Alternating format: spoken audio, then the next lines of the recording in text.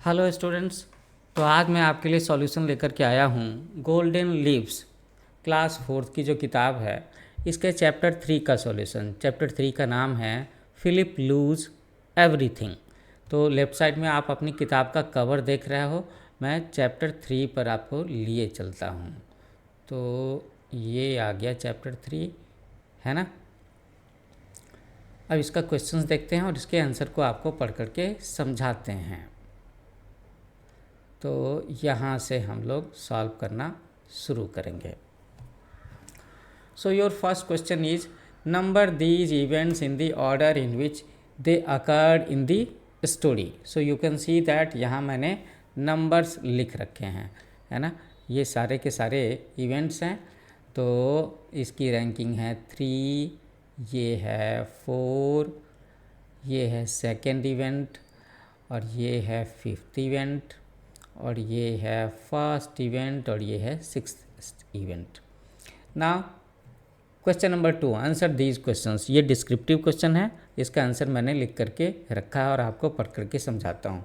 So your first question is why did Philip have trouble holding on to his things.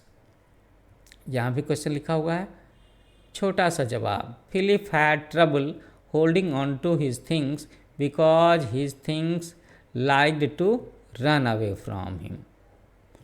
Second question B, why are Philip's socks referred to as smart?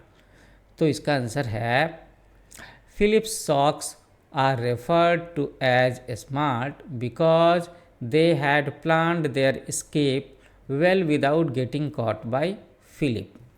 Very interesting. Third question, why did Philip's mother buy him A brand new roller, है ना। एक brand new एकदम नया roller क्यों खरीदा।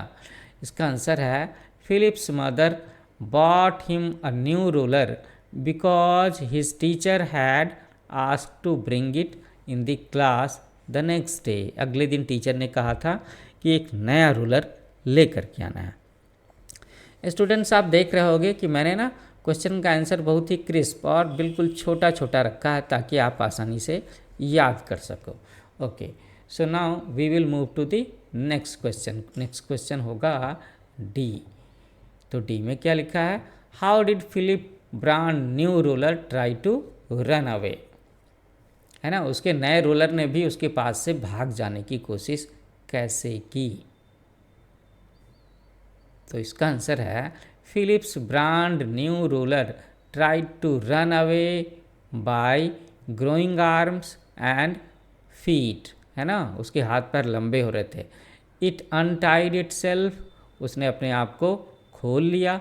Using its hands and crept out of the door, और धीरे धीरे दरवाजे से सरक करके बाहर चला गया। बड़ी इंटरेस्टिंग स्टोरी।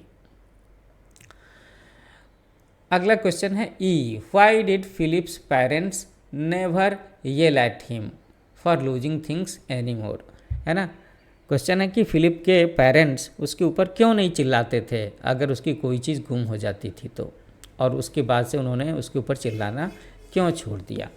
आंसर है Philip's parents never yelled at him for losing things any more because he had found a way to keep his toys entertained without having them run away. उन्होंने एक तरीका ढूंढ लिया था जिससे फिलिप के सारे खिलौनों का इंटरटेनमेंट हो जाया करता था, और इसकी वजह से उन्होंने भागने का विचार छोड़ दिया। यही दिक्कत थी उनके साथ में कि कोई उन्हें इंटरटेन नहीं करता था, तो वो खिलौने एक एक करके भाग रहे थे। तो तुम सब लोगों को भी अपने खिलौने संभाल के रखने चाहिए, अदरवाइज फिलिप के जैसी बात हो सकती है। ओके, तो अब हम लोग क्वेश्चन सॉल्व करेंगे। क्वेश्चन नंबर 3 का, read the extracts given below and answer the questions that follow. ठीक है ना। तो पहले एक्सट्रैक्ट से जो पहला क्वेश्चन है वो अब हम लोग करने जा रहे हैं। यहाँ पर पहला क्वेश्चन है, you need to learn how to take better care of your toys. दूसरा है हु इज़ द स्पीकर, इसके बारे में बताना है हमें। तो इसका आंसर ये है कि Philip's parents are the speaker. Speaker कौन है? फिलिप्स के मम्मी पापा। तो ये सॉल्व हो गया। Second question, what had happened, क्या हुआ था जिसकी वजह से ये बात कही गई? So Philip's airplane flew outside the window all by itself. Philip का जो टॉय एरोप्लेन था वो खुद ब खुद उड़ करके घर से बाहर चला गया था। Now third question, is the listener a careless person. तो ये बात जिसने जिसको कही, तो ये तो हम लोग जान रहे हैं कि पेरेंट्स ने कही फिलिप्स को। तो फिलिप जो है वो केयरलेस पर्सन है क्या? No, the listener is not a careless person. वो एक केयरलेस पर्सन नहीं है। अब हम लोग इसी में जो दूसरा एक्सट्रैक्ट है उसे पढ़ेंगे और उसके आंसर को सॉल्व करेंगे।